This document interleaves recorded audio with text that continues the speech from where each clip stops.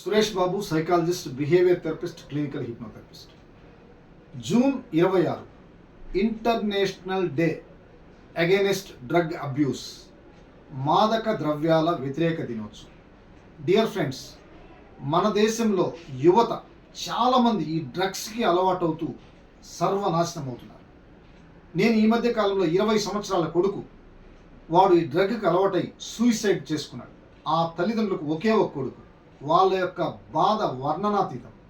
ఈ డ్రగ్స్ నుంచి ఇటువంటి పిల్లవాడిని సేవ్ చేయాలంటే మీరు డెఫినెట్గా దాంట్లోంచి ఉన్నపనంగా స్టాప్ చేయడమే. అందుకని దీంట్లోంచి మీ వల్ల కాదు అన్నప్పుడు మీరు counselling centres, therapies, will power అన్నీ యాడ్ చేయాలండి. పేరెంట్స్ సపోర్ట్ అన్నీ ఉండాలి. అందుకని ఎవరైతే అది ఏదైనా గంజాయి కావచ్చు, కొకైన్ కావచ్చు, హెరోయిన్ కావచ్చు, డ్రగ్స్ కావచ్చు, ఏ రకమైనదైనా సేవిస్తుంటే అది అత్యధిక ప్రమాదం. ఎమోషన్స్ పరంగా డిస్టర్బెన్స్ అవుతారు, హెల్త్ డిస్టర్బెన్స్ అవుతారు, నర్వస్ సిస్టమ్ డ్యామేజ్ అవుద్ది, సూసైడల్ టెండెన్సీ హెవీగా అవుద్ది. డియర్ ఫ్రెండ్స్, ఇది చట్ట వ్యతిరేకము. దయచేసి ప్రతి తల్లిదండ్రులకి చేతులు ఎత్తి చెప్తున్నా, మీ పిల్లలు ఎవరైనా ఈ విధంగా ఉంటే మీరు చెప్పే విషయాలకు వాళ్ళు మారరు. వారికి కౌన్సిలింగ్స్, థెరపీస్, అవర్షన్ థెరపీ, మా దగ్గర అవర్షన్ థెరపీ, బిహేవియర్ థెరపీ వారికి ఇవ్వండి. ఎందుకంటే బిడ్డని మనం రక్షించుకోవడం ఒక్కటే.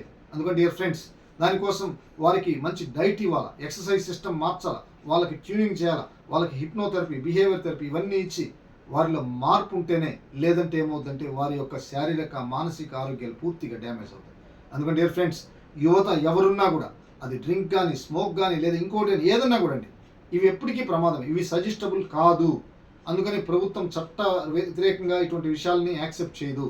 అందుకనే చూడండి, ఇది పూర్తిగా ఇట్స్ స్కిల్స్ అని ఉంటుంది. ఇది మిమ్మల్ని చంపుతుంది. అందుకని జాగ్రత్త. డియర్ ఫ్రెండ్స్, ముందుగానే అలర్ట్ అవ్వండి. ఈ ఛానల్ని సబ్స్క్రైబ్ చేసుకోండి, అనేక మందికి తెలియచేయండి. డియర్ ఫ్రెండ్స్, దీంట్లోంచి భారతదేశాన్ని కాపాడుకుందాం. Thank you. Me doctor Suresh Babu.